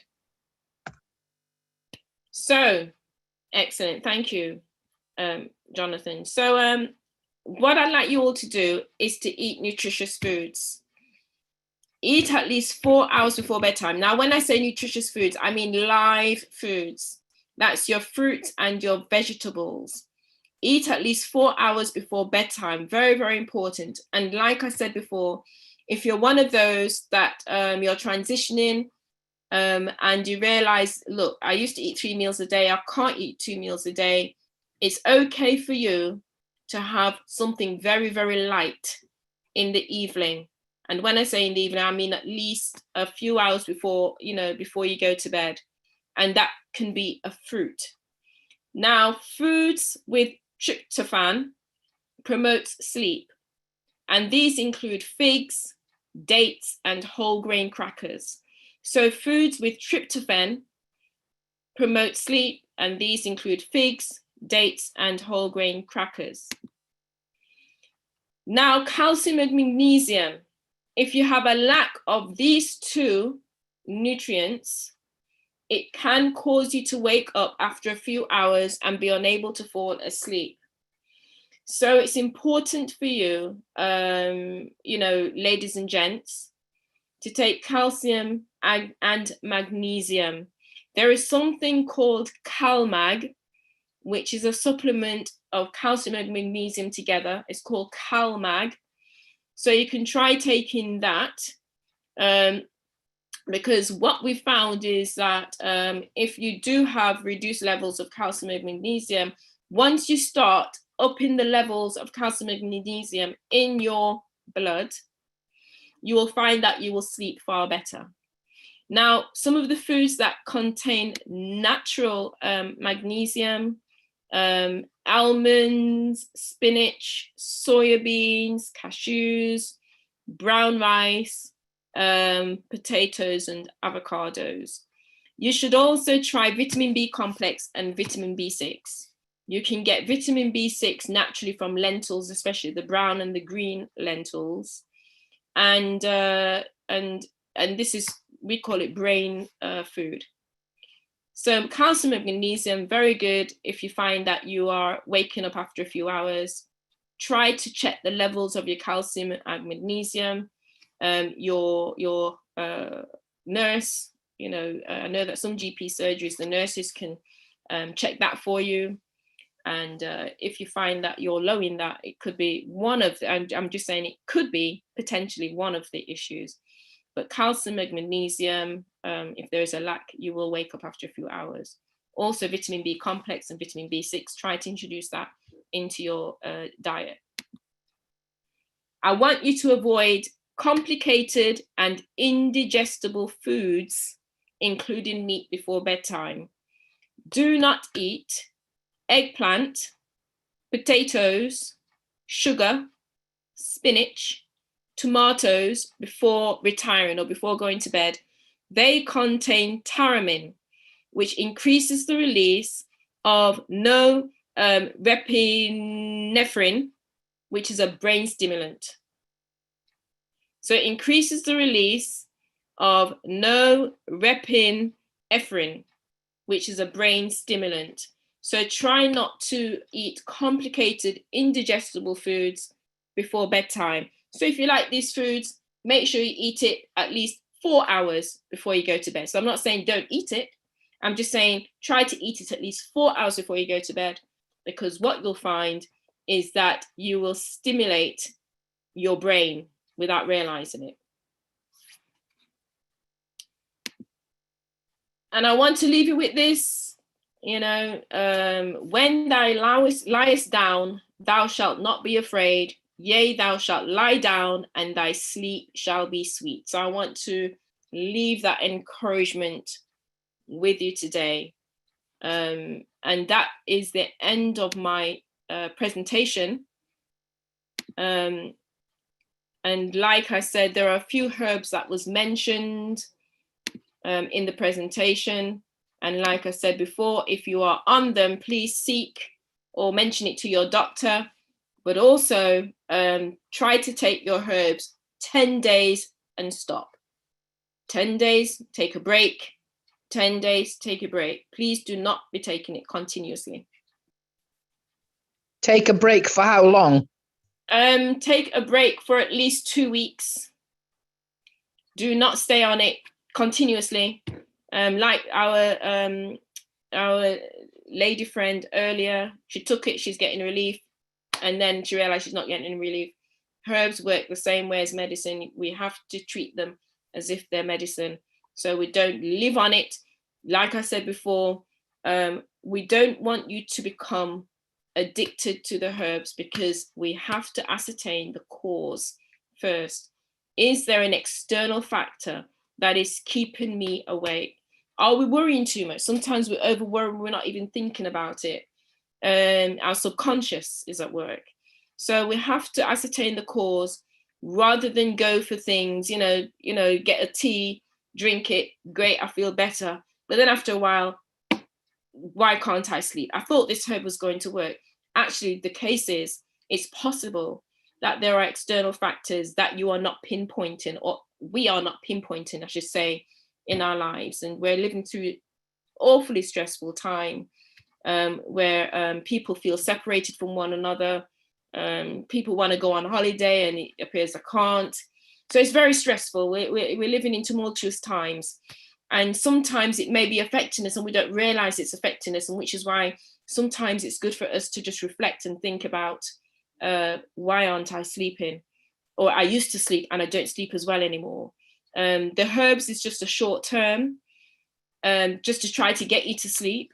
But if it's continuous, then there is an external factor, and it's very, very important for us to look at the external factors and find out why that's the case. If we stop eating at least 4 hours before bedtime, if we have the window open at night for fresh air, if we black out the light from outside in our bedroom, if our bed is super duper comfortable, if we don't have the television in the bedroom, if we're not using our blue devices at night and still we can't sleep, then there has to be something going on where you're overthinking. We might be overthinking things. We might be, you know, just too wrapped up in what we perceive to be a big problem. That's really where I'm coming from. So I could say, take this, take your lemon balm, take your hops, take your valerian root. You know, I could tell you to take a myriad of things, but you know, those are supposed to be short term and not something you just live on endlessly for a day and then you're still stressed. You know, still can't pinpoint the problem. Thank you, Sister Joan, for your presentation. Can I just say, Jonathan, quickly, for those of you who are on sleeping pills or any medication, you know, do not put them aside and say, well, you know, Jones just told me that I can take this instead. No, what I'm actually saying is, and it's very, very important, is that if you're on medication, you should always make sure that you mention it to your doctor or your nurse. Is it okay for me to try lemon balm for a while? And it's your doctor that will say, okay, then, you know, it's fine, because there are some sleeping pills, you can't come off it like that at all. And also there are some sleeping pills, I'm not saying all, but there are some sleeping pills that can make the issue actually a lot worse. Thank you very much, Sister Joan. I was just about to ask you if you do have a challenge for this week. I would actually say, let's test ourselves, everyone. Let's test ourselves for a moment, because I was doing this with myself for 2 weeks. Jonathan and Shirley knows this. It is important for us to try to get to bed at a specific time. So if you want to have a challenge, try to see if you can go to bed between 9 p.m. and 10:30 p.m. Try to make your last meal at 6 o'clock in the evening. For those of you who are transitioning or trying to transition to 2 meals a day, please make your cutoff at least 7 p.m. the latest. 7 p.m. the latest. Nothing in your mouth past 7 o'clock. And I want you to then see how it feels. How do you feel going to bed between 9 p.m. and 10:30 p.m.? Is your body responding differently? Are you feeling different when you wake up in the morning? And that's what I want you to try. That's the challenge. And I want you to try that from tonight. If you can't try it from tonight, try it from tomorrow night. And I want you to try it all the way up to Friday night. And then I want you to tell TTI, you know, the team of TTI, how it felt to go to bed between 9 and 10:30. And I know I've got a device, I'm speaking to you on a device right now, our blue devices. Let's try to minimize the use of it and try to get there's a special night light, or I can't remember the name for it, where if you have to look at the phone, for instance, if you are far away from your family because you can't visit them during this time, but you still care for your mother or your father, you know, your elderly parents or your children, and you need it on, try to make sure it's in that night light mode so that it doesn't affect your eyes, and then it tricks your brain into thinking it's daytime and keep you awake. So that's the challenge. Try to go to sleep between 9 o'clock in the evening, 9 p.m. and 10:30 p.m. Try to go to sleep during those times, and then please let us know, how are you feeling? Has it made a change? Are you feeling a lot better? Are you feeling less tired? Are you feeling less drowsy? And Renato, please get in touch with TTI. Let them know how you're getting on with those before bedtime tips that I mentioned to you as well. That's the challenge. Thank you, Jane. I'm going to take you up on that challenge. I'm going to try my best to get to my bed. I know, Natalia. You at see, least 9 o'clock. Yeah, mothers find it challenging because mothers are the first to rise, the last to go to bed, because they're the ones who have to look after the children, and etc., etc. And that's what studies have found, that women are more likely to suffer from sleeplessness or insomnia than men. Yeah. Definitely, we've had a lot of good feedback in the chat. A lot of people have said it was really informative and they enjoyed it. So thank you so much, June. Very welcome. For sharing your knowledge with us today about sleep and how important it is. We really appreciate it. Jonathan, giveaway. Hi, Natalia. So this is a time when, as we are coming to the end of the show, this is a time when we would like to ask anyone who invited 5 people on today or more to unmute and tell us if they are on the platform, because we do have a gift for you today.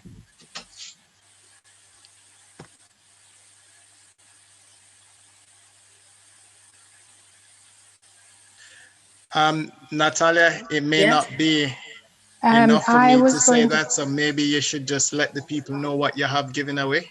If you could. Someone was saying something. Oh, sorry. Yes, I was saying something. Yeah. I invited a few people. I saw some of them on. I've seen some of them have left. It's Betty from last week. Hi, Betty. Yeah. Did you invite at least 5 on, Betty? I actually invited 150 this week. Wow. Betty, I think with the effort that you are making, sorry to interrupt you, with the effort you are making, I definitely need to give you something. So I thank you very much, Betty. And if you send me your address personally, I'll send you your gift. Thank you. Thank you too. Thank you, Betty. Anyone else?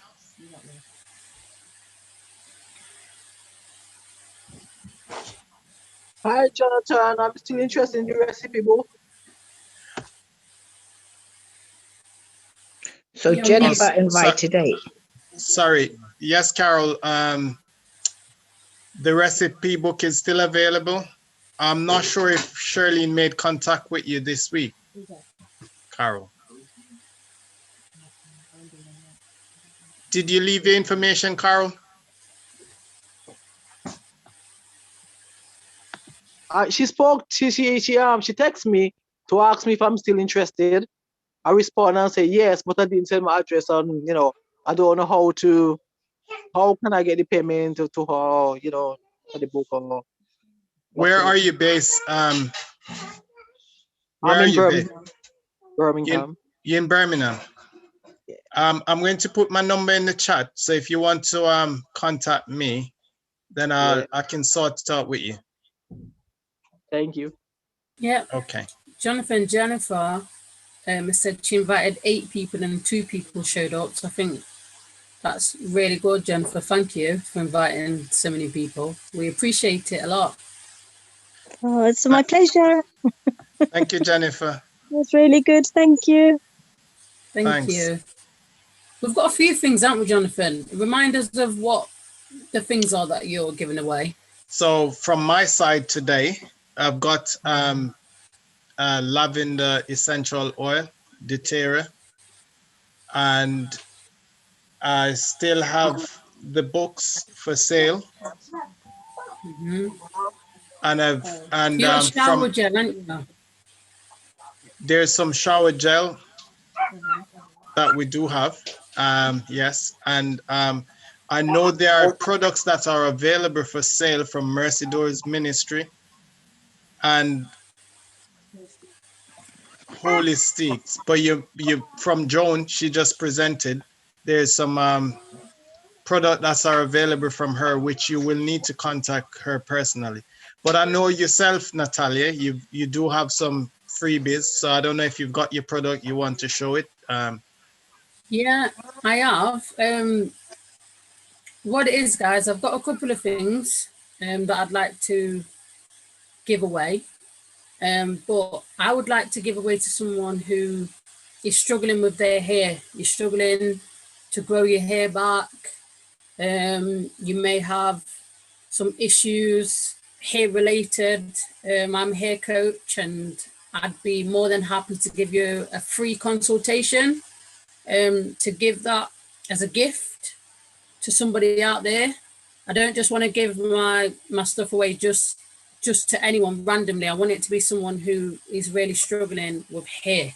So that is one thing that I'll be giving away. I will be giving away 2 products as well over the weeks. This one is called Candy Kills. Okay, and it's like a hair butter, what you use to grow your hair. It is mainly for Afro-Caribbean hair. I'll be happy to donate this to the ministry to give away to somebody who is struggling with their hair. And I'll also be happy to give away one of my growth sprays, which is a natural detangler and a leave-in conditioner for your hair. I started my hair journey in 2014 and I cut all my hair off. It was as short as Jonathan's, to be honest. Well, not quite as short, Well, it was like around there. And over the years, God gave me wisdom and I've been able to grow my hair. So I'm so passionate about hair. You can find me on social media. If any of you guys are on Facebook or Instagram, you can check me out on there. I've got products for sale, but I do want to donate to TTI, to our ministry. So guys, it's going to be a bit of a tricky one. But when we find out who's been on here, who's been inviting people, that'll be great. But I'd like to kind of suss out who my products would be best for, if that's all right with you, Jonathan. Yes, of course, we want the products to benefit people who really need them, and hence the reason why we're saying, you know, there are a few stuff that we have a few different ministry that do different things, and you know, you can tell us what will best suit you. I know last week we gave away some products and they should be in the post to those people. In particular, one of the product that Mercy Door Ministry doing is a pain oil. And for those people who are suffering with joint pain and so on and so forth, you can contact Mercy Door Ministry because they do a wonderful oil for that. Natalia? Yeah, and what I'm going to do, Jonathan, is just leave my email address. So I've got some people that are needing help with their hair. I'm going to leave my email address, and if you need to contact me, that's fine. I'm happy to give you some advice. But yes, John, what are we giving away today then?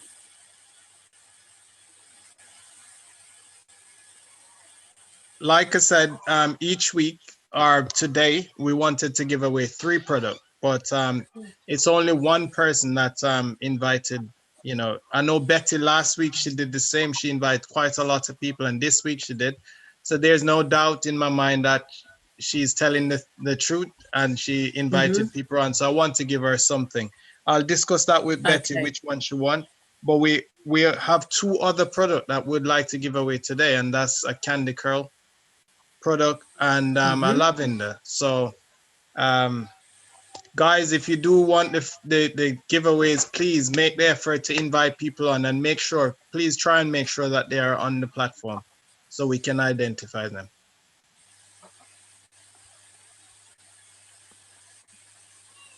So if there's nobody else, I think this is where we come to the end. John, do you know what I'd like to do? I've left my email address, right? I want people to send me a picture of your hair, right? And whoever's got the most damaged hair, I'm going to give the product to them. Okay, fair enough. All right. We'd just like to say thanks again, guys. Thanks for everyone that joined us today. We do look forward to for you coming on next week. Please, if you want to keep in touch with us throughout the week, we have the platform. We have the different platform. We have the Telegram, the men's Telegram, and we have the women Telegram. I know there's some different classes that runs in the week. There's a Bible study on a Tuesday night, and there's a essential oil going on a Thursday night. So please, if you want to keep in touch with us, join the groups. There's lots of support on there. And this is where we say goodbye to all our viewers on YouTube. Thank you guys for joining us, and we look forward to seeing you next week. Thank you. Please try and do the challenges. Take care. Bye.